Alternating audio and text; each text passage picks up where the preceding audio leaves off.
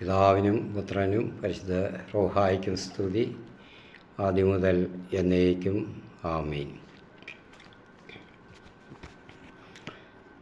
പ്രിയപ്പെട്ട വിശ്വാസികളെ, ഈ വീഡിയോ ചെയ്യുന്നത് ഒരു പ്രത്യേക ഉദ്ദേശത്തോടു കൂടിയാണ്. നമ്മുടെ കത്തോലിക്ക സഭയെ സത്യം തിരിച്ചറിഞ്ഞ് കത്തോലിക്ക സഭയെ ആശ്ലേഷിക്കുന്ന അവർ സുവിശേഷ രംഗത്ത് പ്രവർത്തിക്കുകയും ചെയ്യുന്നുണ്ടെങ്കിൽ അവരെയൊക്കെ അധിക്ഷേപിച്ചും ചെളിവാരി എറിഞ്ഞും അവരെ ബലഹീനരാക്കുകയും എന്നുള്ള ഉദ്ദേശത്തോടു കൂടി അതൊക്കെ സാത്താൻ്റെ പ്രവർത്തനമാണല്ലോ. ക്രിസ്തു ദൈവരാജ്യം സ്ഥാപിക്കുന്നതിന് എതിരായിട്ടുള്ള എല്ലാ തടസ്സങ്ങളൊക്കെ ഉണ്ടാക്കി പ്രവർത്തിക്കുക എന്നുള്ളത്. അങ്ങനെ പ്രവർത്തിക്കുന്ന 2-3 പേര് സ്ഥിരം പരിപാടിയായിട്ട് നടത്തുന്നവരുണ്ട്, അവരുടെ ഒരു കലാപരിപാടികളായിട്ട്. അപ്പോൾ അവർക്ക് വേണ്ടിയാണ് ഞാനിതിന് അവരും കൂടെയൊക്കെ അറിയണം. അവരുടെ ഈ കലാപരിപാടികളൊക്കെ ആസ്വദിച്ച് എല്ലാവരും അങ്ങനെ അങ്ങ് ഇരിക്കുകയാണ് എന്ന് അവർ തെറ്റിദ്ധരിക്കരുത്. അപ്പോൾ ഇത് അവഗണനയോടെ തള്ളിക്കളയേണ്ടുന്നതായതുകൊണ്ടായിരിക്കും കത്തോലിക്ക സഭയുടെ അഭ്യന്തരായ പിതാക്കന്മാരും ശ്രേഷ്ഠരായ വൈദികരും ദൈവശാസ്ത്ര പണ്ഡിതരും ഒക്കെ ഇങ്ങനെ നോക്കി പ്രതികരിക്കാതെ ഇരിക്കുന്നത് എന്ന് തോന്നുന്നു. അത് ഞാൻ കാര്യത്തിലേക്ക് കടക്കാം. ആദ്യമായിട്ട് തുടങ്ങിയത് 2-3 പേരുണ്ട്. ബ്രദർ സാബു ആറുതൊട്ടിലിനെതിരെയായിരുന്നു. അദ്ദേഹം ശക്തനായ പല ആത്മാവിൻ്റെ വരങ്ങളുള്ള പരിശുദ്ധാത്മാവിൻ്റെ പല വരങ്ങളുള്ള ഒരു ശക്തനായ സുവിശേഷകനാണ്. ക്രിസ്തു ശിഷ്യനാണ്. അദ്ദേഹം ലോകം മുഴുവനും അറിയപ്പെടുന്ന സുവിശേഷകനാണ്. രോഗശാന്തി ശുശ്രൂഷ മാത്രമല്ല അദ്ദേഹം നടത്തുന്നത്, അതുമാത്രമല്ല ദാർശനിക വരം കൂടി അദ്ദേഹത്തിനുണ്ട്. ദാർശനിക വരം എന്ന് പറയുമ്പോൾ പിൽക്കാലത്ത് ഒരാളിൽ സംഭവിക്കാവുന്ന കാര്യങ്ങളും കൂടെ അദ്ദേഹം അടയാളങ്ങളും എല്ലാം കൃത്യമായിട്ട് പറയാൻ പറ്റുന്ന ഒരു വ്യക്തിയാണ്, സുവിശേഷകനാണ്. അപ്പോൾ അദ്ദേഹം കത്തോലിക്ക സഭയിൽ ആണ് പ്രവർത്തിക്കുന്നത്. പക്ഷേ ഈ കാര്യങ്ങളൊന്നും അവർക്കാർക്കും മറ്റുള്ളവർക്ക് കിട്ടുന്നില്ല. ഇനി 2, ബ്രദർ സജിത്ത് ജോസഫ് പെന്തക്കോസ്ത് വിഭാഗത്തിൽ നിന്ന് സത്യം തിരിച്ചറിഞ്ഞ് നിരന്തരമായ വളരെ കാലങ്ങളായിട്ടുള്ള നിരീക്ഷണത്തിൽ കൂടി സത്യം തിരിച്ചറിഞ്ഞ് കത്തോലിക്ക സഭയെ ആശ്ലേഷിച്ച ഒരു ദൈവ ശുശ്രൂഷകനാണ്, വചന ശുശ്രൂഷകനാണ്. അദ്ദേഹത്തിന് ഈ വരങ്ങളെല്ലാം ധാരാളമായിട്ടുണ്ട്. ഒരു രോഗിയെ കണ്ടാൽ തന്നെ രോഗിയും പറയേണ്ട, ആരും പറയേണ്ട, എവിടെയാണ് രോഗം, എന്തിൻ്റെയാണ്, എന്ത് മൂലമാണ് ഇതൊക്കെ വന്നതെന്ന് അദ്ദേഹം തന്നെ പറയും. പരിശുദ്ധാത്മാവിൻ്റെ ആ പ്രത്യേക വരം അദ്ദേഹത്തിനുണ്ട്. അപ്പോൾ പിന്നെ ബ്രദർ മാരിയോ ജോസഫിൻ്റെ കാര്യവും കൂടെ ഇപ്പോഴുണ്ട്. ആദ്യം അവരുടെ 2 പേരുടെ കാര്യങ്ങൾ പറയട്ടെ. ഇപ്പോഴിവരൊക്കെ ഇറങ്ങി തിരിച്ചിരിക്കുന്ന മാരിയോ ജോസഫിന് എതിരായിട്ടാണ്. കുറച്ച് നാൾ കൊണ്ട് ചെയ്യണമെന്ന് വിചാരിച്ചിരുന്നതാണ്. ആരെങ്കിലും സഭയായിട്ട് ഇടപെടുന്നില്ല, അതുകൊണ്ട് അങ്ങ് പറഞ്ഞു പോകുന്നതാണ്. അപ്പോൾ ഞങ്ങൾ കത്തോലിക്കരും ഇതൊക്കെ ശ്രദ്ധിക്കുന്നുണ്ടെന്ന് ഈ കൂട്ടർ മനസ്സിലാക്കണം. അനിൽ അയ്യപ്പൻ പാസ്റ്റർ, ഇനിയൊരു പാസ്റ്റർ കൊടിത്തോട്ടം, എല്ലാം പേരുകേട്ട പ്രസിദ്ധരാണ് ആ സഭാ വിഭാഗങ്ങളിലും മറ്റുള്ള വിഭാഗങ്ങളിലും എല്ലാം. ഇനി 3ാമതൊന്ന് ജോബി ഹാൽവിൻ. ഇതെല്ലാം പേരുകേട്ട പാസ്റ്റർമാരാണ്. പെന്തക്കോസ്ത് വിഭാഗങ്ങളിൽ, കൂട്ടായ്മകളിൽ മാത്രമല്ല അല്ലാതുള്ള സഭകളിലും അവരെല്ലാവരും പ്രസിദ്ധരാണ്. അപ്പോൾ ഇവർ കൂടെ ഇങ്ങനെ ആരെങ്കിലും കത്തോലിക്ക സഭയിൽ പ്രശസ്തരായ ഒരു വ്യക്തികൾ, പരിജ്ഞാനമുള്ള ആളുകൾ ആരെങ്കിലും കത്തോലിക്ക സഭയെ ആശ്ലേഷിക്കുന്നുണ്ടെങ്കിൽ അവരെ നോക്കിയിരിക്കുകയാണ്. അവർക്കെതിരായിട്ടൊന്ന് ചൊറിയാൻ, മാന്താൻ, ഞോണ്ടാൻ ആയിട്ടൊക്കെ കൂടെ അവർ ഓരോ വീഡിയോകളാക്കി ഓരോരുത്തർ രസിക്കുകയാണ്. കൂട്ടിന് ഇതുവരെ മറുനാടനെയും പിടിക്കുമായിരുന്നു. ഇപ്പോൾ മാരിയോ ജോസഫിൻ്റെ പേരിൽ മറുനാടനെ പിടിച്ചിട്ടില്ലെന്ന് തോന്നുന്നു. ഞാൻ സന്ദർഭം ഇങ്ങനെ ഓരോ നോക്കുമ്പോൾ ഇങ്ങനെ കണ്ടു കിട്ടുന്നതാണ്. അപ്പോൾ ഏത് മതവിഭാഗങ്ങളിൽ നിന്നുള്ളവരായാലും പെന്തക്കോസ്ത് വിഭാഗങ്ങളിൽ ചേർന്നാൽ കുറ്റമില്ല, അവർ നല്ലവരാണ്, എല്ലാം അറിഞ്ഞ് ചെയ്തു, അവർ കുറ്റമറ്റ രീതിയിൽ വന്നു എന്നാണ് അവരുടെ പക്ഷം. ഈ കത്തോലിക്ക സഭയിൽ ചേർന്ന് പോയെങ്കിൽ ചേർന്നവർ തെറ്റുകാരാണ്, അല്ലെങ്കിൽ അവർ ശരിയാണ്. കത്തോലിക്ക സഭയിലാണെങ്കിൽ അവർ പൂർണ്ണമായിട്ടും തെറ്റുള്ളവരാണ്. അവരുടെ പൂർവ്വകാല ജീവിതം, പൂർവ്വകാല ഇത് അവരുടെ വീഡിയോകൾ ഇതെല്ലാം എടുത്തിട്ടാണ് ആക്രമണം. അതിലെ കട്ടിങ്സ് എടുത്ത് ചിലത് എഡിറ്റ് ചെയ്ത് മോർഫ് ചെയ്ത് അതിലെ അസത്യങ്ങളൊക്കെ ചേർത്താണ് ഇതിൻ്റെ അവർ ഇതൊക്കെ ഈ വിനോദ പരിപാടികളൊക്കെ നടത്തുന്നത്.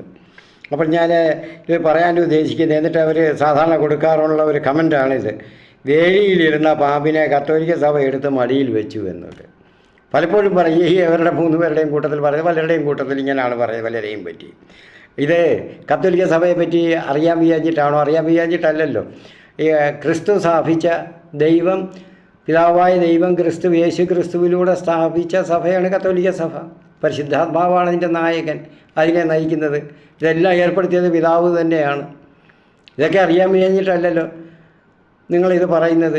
എങ്ങനെയെങ്കിലും അറിവില്ലാത്ത ജനങ്ങളെ തങ്ങളുടെ കൂടെ കൂടിയിരിക്കുന്നവരെ ചില ഈസങ്ങൾ ചെയ്യുന്നത് പോലെ, അണികളെ ബ്രെയിൻ വാഷ് ചെയ്തെടുക്കുന്ന പോലെ നമ്മൾക്ക് എവരെയും കൂടെ നിങ്ങൾ ബ്രെയിൻ വാഷ് ചെയ്തെടുക്കാൻ വേണ്ടിയുള്ള ഒരു കാര്യം.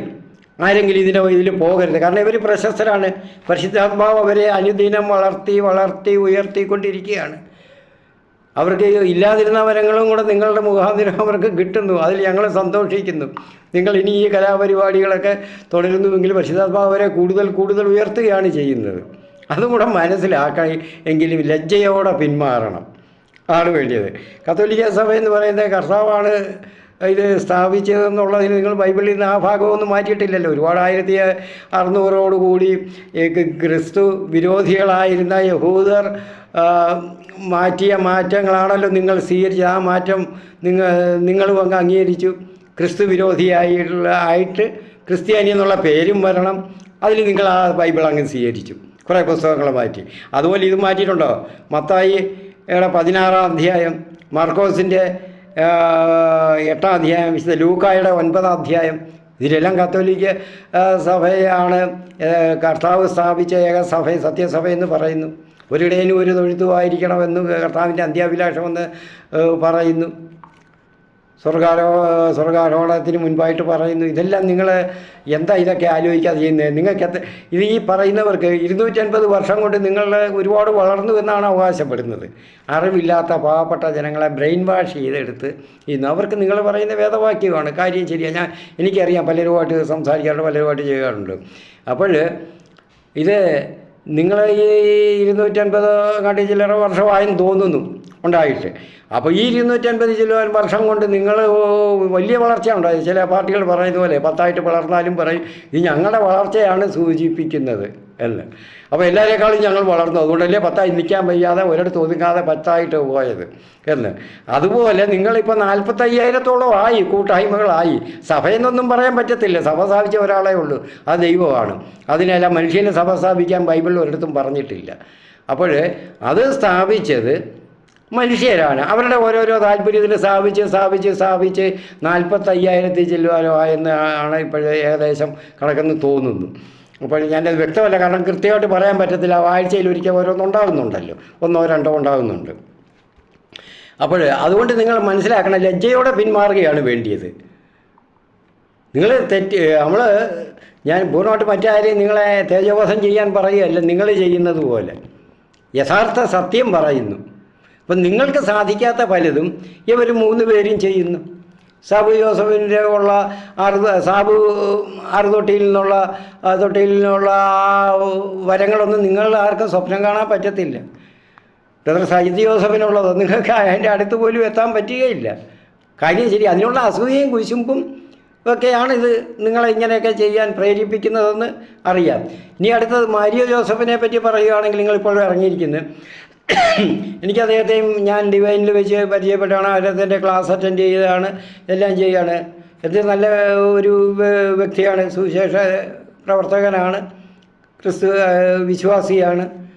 കത്തോലിക്ക സഭയിലാണ് അദ്ദേഹം സത്യം അന്വേഷിച്ച് വന്നത്, അത് സ്വീകരിച്ചു. പക്ഷേ ഇവിടെ തെറ്റ് കത്തോലിക്ക സഭയിൽ ആർക്കും പറ്റും, ഇതൊക്കെ വരുന്നുണ്ട്. കാരണം ഇവരെയൊക്കെ ഒന്ന് ഈ മാരിയോ ജോസഫിനെ പോലുള്ളവരെ, മറ്റവർ രണ്ടുപേരുടെ കാര്യമല്ല ഞാൻ പറയുന്നത്, മാരിയോ ജോസഫിനെ പോലുള്ളവരെ ഒന്നും കൂടെ കൂലങ്കഷമായിട്ട് പഠിച്ച് കൂടെ അവരെ ഒന്ന് വരുത്തി കണ്ട് അവരെ കൂടുതൽ ശക്തിപ്പെടുത്തി വിശ്വാസത്തിൽ ഉറപ്പിക്കുക എന്നുള്ളതൊക്കെ അവർ മറന്നു എന്ന് എനിക്ക് തോന്നുന്നു. ശരിയാണോ എന്ന് എനിക്ക് അറിഞ്ഞുകൂടാ. അപ്പോൾ അതുകൊണ്ട് ചില തെറ്റുകളൊക്കെ അവരിൽ വന്നിട്ടുണ്ട് അദ്ദേഹത്തിൽ. കാര്യം ശരിയാണ്, ഞങ്ങളും അംഗീകരിക്കുന്നു. പക്ഷേ ഒരു കാര്യം മനസ്സിലാക്കണം, കത്തോലിക്ക സഭയിൽ ദൈവം സ്ഥാപിച്ചതുകൊണ്ട് അവിടെ നിന്ന് അദ്ദേഹം പറയുന്നുണ്ട്, കർത്താവ് പറഞ്ഞ എന്തുവാ കേസറിയ ഫിലിപ്പിയിൽ കൊണ്ട് നിർത്തിയിൽ പത്രോസിനോട് പറഞ്ഞത്, നാരകീയ ശക്തികളുടെ ബലമൊന്നും ഇതിനകത്ത് ഏക്കത്തില്ല, ആഞ്ഞടിക്കും, ഏക്കയില്ല നിങ്ങൾ ഈ ചെയ്യുന്നത്. അത് തന്നെയാണ് ഇവിടെ ചെയ്യുന്നത്. നാരകീയ ശക്തികൾ ആഞ്ഞടിക്കും, പക്ഷേ അതിനെ ബാധിക്കത്തില്ല, തകർക്കാൻ പറ്റുകയില്ലായിരുന്നു. എന്തുമാത്രം ശ്രമിക്കും, ലജ്ജിക്കണം അതിലൊക്കെ. പിന്നെ ഇവരുടെയൊക്കെ പൂർവ്വകാല വീഡിയോകൾ വേറെ തെളിവില്ലാത്ത നിങ്ങൾക്ക് ഒന്നും പറ്റാത്തതുകൊണ്ടല്ലേ അവസാനം വരുമ്പോൾ ഓരോന്ന് ചെയ്ത് അവസാനം വരുമ്പോൾ പൂർവ്വകാല വീഡിയോകളൊക്കെ ഇടുന്നത്. തെറ്റുകളൊക്കെ അവർക്ക് ഉണ്ടായിട്ടുണ്ട്. സൈന്റ് ജോസഫിനെ പറ്റിയായാലും ചിലപ്പോൾ നിങ്ങളുടെ കൂട്ടത്തിൽ നിന്നപ്പോഴുള്ള വീഡിയോകളൊക്കെ എടുത്തിടുന്നത് തെറ്റുകൾ ഉണ്ടായതുകൊണ്ടല്ലേ അദ്ദേഹം ഇങ്ങോട്ട് തിരുത്തി വന്നത്. പിന്നെന്തിനാ ഉപദ്രവിക്കണ്ടല്ലോ. ഇനി അത് വിടാം. മാരിയോ ജോസഫിൻ്റെ കാര്യം, അദ്ദേഹം ഇസ്ലാം മതത്തിൽ നിന്ന് വന്നു. ചിലത് അദ്ദേഹം ഇപ്പോഴും അദ്ദേഹത്തിൻ്റെ മനസ്സിലുണ്ട്. അദ്ദേഹം പറയുന്നു ശരിയാണ്, പക്ഷേ അദ്ദേഹം അത് പൂർണ്ണമായിട്ട് ശരിയാണെന്നൊന്നും പറയുന്നില്ലല്ലോ. അദ്ദേഹത്തിലുള്ള തെറ്റുകൾ തിരുത്താൻ കത്തോലിക്ക സഭയ്ക്ക് എല്ലാ അധികാരവും ഉണ്ട്, അതിനുള്ള കരുത്തുമുണ്ട്. നിങ്ങൾക്കൊന്നും സ്വപ്നം കാണാൻ പറ്റാത്ത കരുത്താണ് കത്തോലിക്ക സഭയ്ക്കുള്ളത്. അതുകൊണ്ടല്ലേ ഇന്ന് അചഞ്ചലമായിട്ട് ഏക സത്യസഭയായിട്ട് സാർവത്രികമായിട്ട് നിലകൊള്ളുന്നത്. സാർവത്രികവും ഏകവും വിശുദ്ധമായ സഭയെന്ന് കത്തോലിക്ക സഭയെ വിശേഷിപ്പിക്കാൻ കഴിയുന്നത് അതുകൊണ്ടാണ്. മറ്റേതിനെങ്കിലും പറ്റുമോ? അതിനുള്ള കരുത്ത് കൂടെ ഉണ്ട്. തെറ്റുകളുണ്ടെങ്കിൽ അത് പരിഹരിക്കാൻ, അത് ചൂണ്ടിക്കാണിച്ച് അവരെ വിളിച്ചു വരെ തിരുത്തിക്കാൻ എല്ലാ കഴിവുമുള്ളവരാണ് ഇവിടെ ഉള്ളത്. പരിശുദ്ധാത്മാവിനാൽ നയിക്കപ്പെടുന്നതാണ് ഈ സഭ. അല്ല വേറെ ആരും മനുഷ്യൻ്റെ ഇഷ്ടത്തിന് വേണ്ടി ഓരോ സ്വാർത്ഥ കാര്യത്തിന് വേണ്ടി സ്ഥാപിച്ച സഭയല്ലല്ലോ. അതറിയാമല്ലോ. നിങ്ങൾക്ക് അങ്ങനെയുള്ള പരിചയങ്ങൾ കൂടുതലുള്ളതുകൊണ്ടായിരിക്കും അതങ്ങനെ ആ രീതിയിൽ കാണുന്നത്. അതുകൊണ്ട് ഒരു കാര്യം തിരിച്ചറിഞ്ഞ് ഇവരുടെ പുറകിൽ നിന്ന് ഇനി അങ്ങ് മാറുക. ഇനി മേലിലും ആരെയും കത്തോലിക്ക സഭയിൽ ആരാണ് വന്ന് കയറുന്നത്, വന്ന് ആ കത്തോലിക്ക സഭയെ ആശ്ലേഷിക്കുന്നത് എന്ന് നോക്കി നടക്കരുത്. സത്യം തിരിച്ചറിഞ്ഞവരാ വരുന്നത്. നിങ്ങൾക്കുമാകാം ഇത്. നിങ്ങൾ ഇത് ഈ വീണായിട്ടുള്ള ഈ ഉദ്ദേശങ്ങളെല്ലാം മാറ്റി വെച്ചിട്ട് ഈ പരിശ്രമങ്ങളൊക്കെ മാറ്റി വെച്ച് സത്യം തിരിച്ചറിയാനായിട്ട് ചെയ്യുക. തെറ്റുകൾ പല കാലഘട്ടത്തിലും ഉണ്ട്. നമ്മുടെ ഒരു ഭവനത്തിൽ ഉണ്ടായിട്ടില്ല, നമ്മുടെ കുടുംബത്തിൽ തലമുറകളായിട്ട് പല തലമുറകൾ ഉണ്ടായിട്ടുണ്ട് എന്നും പറഞ്ഞുകൊണ്ട് ആരെങ്കിലും ആ കുടുംബ പാരമ്പര്യത്തെ തള്ളിക്കളഞ്ഞ് അവിടെ നിന്ന് വേറെയാണെന്ന് പറയാൻ ഞങ്ങൾക്ക് ബന്ധമില്ലെന്ന്. തെറ്റുകൾ പറഞ്ഞ് തിരുത്തി അവിടെ തന്നെ നിന്നുകൊണ്ട് തിരുത്താൻ ശ്രമിക്കണം. അതാണ് ശരി. എന്നിട്ട് അതിൽ തന്നെ ഉറച്ച് നിൽക്കണം. അങ്ങനെ പിരിഞ്ഞു പോയവരാണ് നിങ്ങൾ കൂട്ടർ, അല്ലാതെ വേറൊന്നുമല്ല. ഇപ്പം ലൂഥറും കൂട്ടരുമൊക്കെ 1900 പോയിട്ട് അദ്ദേഹത്തിൻ്റെ മരണസമയത്ത് അദ്ദേഹം അന്ത്യമായിട്ട് എഴുതിയ ഡയറി കുറിപ്പുകളൊക്കെ പുറത്ത് വന്നിട്ടുണ്ട്.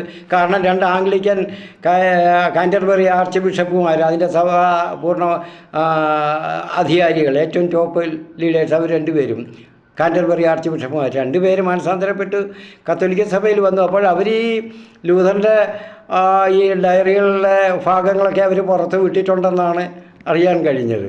അപ്പോൾ അദ്ദേഹം ഇതൊക്കെ പറയുന്നുണ്ട് തെറ്റാണെന്ന്, തെറ്റോ പറ്റിയതെന്നുള്ളത്. അതുകൊണ്ട് നിങ്ങൾ കൂടുതൽ ഇതിനെപ്പറ്റി വിഷമിച്ച് അതിനുള്ള സമയ ദുർവ്യയം ചെയ്യാതെ സത്യം അന്വേഷിച്ച് കണ്ടെത്താൻ വേണ്ടി നിങ്ങളുടെ ആ സമയങ്ങളൊക്കെ ഉപയോഗിക്കുക. നിങ്ങളുടെ എഫർട്ടുകളൊക്കെ അതിനുവേണ്ടി ഉപയോഗിക്കുക. അതൊരു നിരന്തര പരിശ്രമമായിരിക്കട്ടെ. കഴിയുന്നതും വേഗം നിങ്ങൾ സത്യം തിരിച്ചറിയുക. എന്നിട്ട് എന്താണെന്നുള്ളത് നമുക്ക് തീരുമാനിക്കാമല്ലോ. അങ്ങനെ അങ്ങ് ചെയ്യുക. അതാണ് വേണ്ടി. അതിനുവേണ്ടി ഞങ്ങളെല്ലാവരും പ്രാർത്ഥിക്കുകയാണ്. നിങ്ങളെപ്പോലുള്ളവർക്ക് എല്ലാവർക്കും വേണ്ടി നിരന്തരം പ്രാർത്ഥിക്കുകയാണ്. പക്ഷേ സാത്താൻ്റെ പിടിയിൽ നിന്ന് ഒരിക്കലും മോചിക്കാൻ പറ്റാത്ത വിധത്തിൽ ആയിപ്പോയി. ഈ കിണറിൽ കിടക്കുന്ന കപ്പികളുടെ തുരുമ്പുണ്ടോ, എങ്ങനെ മാറത്തില്ല. അതങ്ങനെ തന്നെ, അതിൻ്റെ ജന്മ സ്വഭാവമാണ്. ഇത് മാറത്തില്ല എന്ന് പറഞ്ഞ പോലെ ആയി പോകരുത് ദയവ് ചെയ്ത്. അതുകൊണ്ട് നിങ്ങളൊക്കെ പ്രിയപ്പെട്ട പാസ്റ്റർമാർ, സഹോദരന്മാർ, ആ രീതിയിൽ വേണം ചിന്തിക്കാൻ. മേലിൽ അങ്ങനെ ചെയ്യരുത്. ചൊറിയാനും ഞോണ്ടാനും നടക്കരുത്. പലരും വന്നു വരും കത്തോലിക്ക സഭയിൽ. കാരണം സത്യം തിരിച്ചറിഞ്ഞാൽ വരുന്നത്. നിങ്ങളും അതിനുവേണ്ടി പരിശ്രമിക്കുക. കാരണം കത്തോലിക്ക സഭ അത് ഒരു മനുഷ്യനെ സ്ഥാപിച്ചല്ല, ഞാൻ പറഞ്ഞല്ലോ, പാരമ്പര്യങ്ങൾ, അതിന് അപ്പസ്തോലിക പാരമ്പര്യങ്ങളുണ്ട്. അപ്പസ്തോലിക അധികാരം കൈമാറി കിട്ടിയ മെത്രാന്മാർ, വൈദികർ, ബലപ്പെടുത്തിയ സ്വന്തം രക്തം കൊണ്ട് ബലപ്പെടുത്തിയ രക്തസാക്ഷികൾ, എന്തുമാത്രം ഇതൊക്കെ ഇവരിൽ കൂടിയൊക്കെയാണ് ഇത് പടുത്തുയർത്തി ബലപ്പെട്ടുകൊണ്ടിരിക്കുന്ന സഭയാണ് ദിവസം തോറും. എന്തെല്ലാം ഉണ്ടാകും. ചില പ്രശ്നങ്ങളൊക്കെ അങ്ങോട്ടും ഇങ്ങോട്ടും ഒക്കെ ഉണ്ടാകും, മാർപ്പാപ്പമാരിലും ഉണ്ടാകും. അതൊക്കെ അവരൊക്കെ മുൻകാലങ്ങളിലൊക്കെ ഉണ്ടായിട്ടുള്ളതൊക്കെ ക്ഷമ ചോദിച്ച് പറയാൻ നിങ്ങളെക്കൊണ്ട് കഴിയുന്നു? നിങ്ങൾക്ക് പറ്റത്തില്ല. അവർ ക്ഷമ ചോദിച്ച് പറഞ്ഞ് സഭയെ നയിക്കുന്നു, സമ്മതിക്കുന്നു. മുൻകാലങ്ങളിൽ പൂർവികർക്ക് തെറ്റുണ്ടായിട്ടുണ്ട്. അതിനുവേണ്ടിയൊന്നും സമയം കളയാതെ ഉള്ള സമയം കർത്തൃസ്തുതിക്കായിട്ട് ഉപയോഗിച്ച് സത്യം കണ്ടെത്താനായിട്ട് പരിശുദ്ധാത്മാവോടെ യാചിക്ക്. നമുക്ക് കണ്ടെത്താൻ ഞങ്ങൾക്ക് കഴിയണേ, ഞാൻ കാണിച്ചു തരണമേ എന്ന്. ആ ഒരു വെളിവ് നിങ്ങൾക്ക് കിട്ടട്ടെ. അതിനുവേണ്ടി ഞങ്ങളെല്ലാവരും പ്രാർത്ഥിക്കുകയാണ്. അതുകൊണ്ട് ഈ പല വിനോദ പരിപാടികളും കലാപരിപാടികളുമൊക്കെ അവസാനിപ്പിക്കുക. ഇനിമേലിങ്ങനെ കത്തോലിക്ക സഭയിൽ ആരാണ് വരുന്നത്, എങ്ങനെയാണെന്ന് നോക്കി അവരുടെ കൺവെൻഷനുകളിലും അവരുടെ വേദികളിലെല്ലാം നുഴഞ്ഞു കയറി അവിടെ വ്യാജ വീഡിയോകളൊക്കെ എടുത്ത് വ്യാജമായിട്ട് പിന്നെ എഡിറ്റ് ചെയ്തുണ്ടാക്കാനും ഒക്കെ ഒന്നും പോകരുത്. നിങ്ങളൊക്കെ എനിക്ക് സ്നേഹമാണ്, ബഹുമാനമാണ്. അനിൽ കൊടിത്തോട്ടത്തിനോടൊക്കെ എനിക്ക് വളരെ ബഹുമാനവും സ്നേഹത്തോടെയാണ് ഞാൻ കണ്ടുകൊണ്ടിരുന്നത്. കാരണം നിങ്ങളൊക്കെ പ്രഘോഷിക്കുന്ന പൗലോസ്ലീഹ പറഞ്ഞതുപോലെ ആര് എന്ത് അസൂയയിലും മാത്സര്യത്തിലും ഒക്കെ പ്രഘോഷിച്ചാലും പ്രഘോഷണം തുടർന്നാലും അതെല്ലാം ക്രിസ്തുവിനെ അല്ലേ. ക്രിസ്തുവിനെ പ്രഘോഷിക്കുന്നതുകൊണ്ട് പ്രഘോഷിക്കപ്പെടുന്നത് ക്രിസ്തുവാണ്. അതുകൊണ്ട് സന്തോഷിക്കുന്നവരാണ് ഞങ്ങൾ. നിങ്ങളുടെ കൂടെ ഇത് തുടരുക.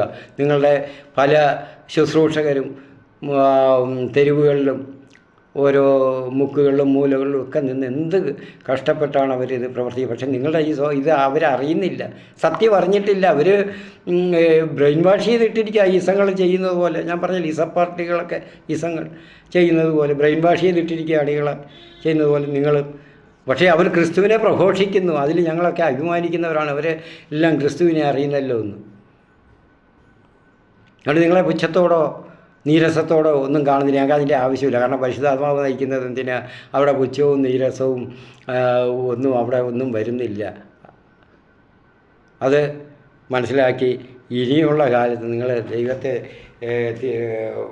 ദൈവസ്തുതിക്കായിട്ട് കർത്തൃസ്തുതിക്കായിട്ട് സമയങ്ങൾ ചിലവഴിച്ച് ഞങ്ങൾക്ക് സത്യം വെളിപ്പെടുത്തി തരണമേ എന്ന് ഈ സൈറ്റ് ജോസഫിനെ പോലെയോ മാരിയോയെ പോലെയൊക്കെ നിങ്ങളും പ്രാർത്ഥിക്കുക.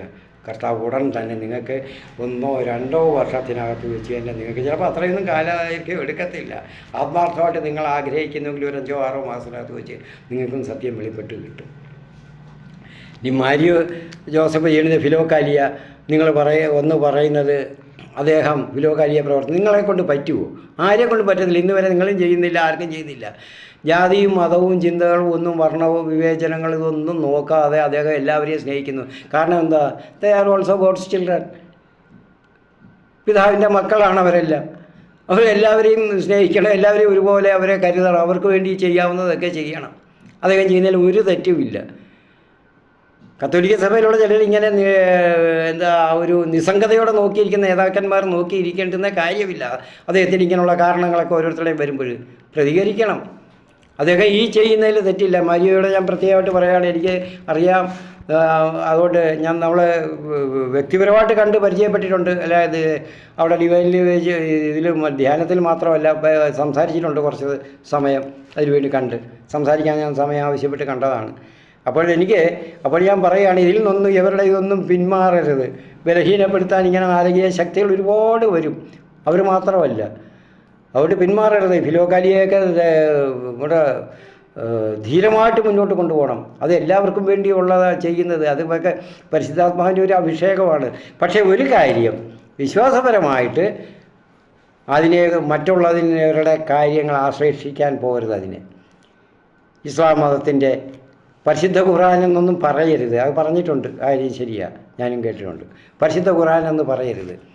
പരിശുദ്ധമായിട്ടുള്ളത് ഒന്നേ ഉള്ളൂ, ബൈബിൾ.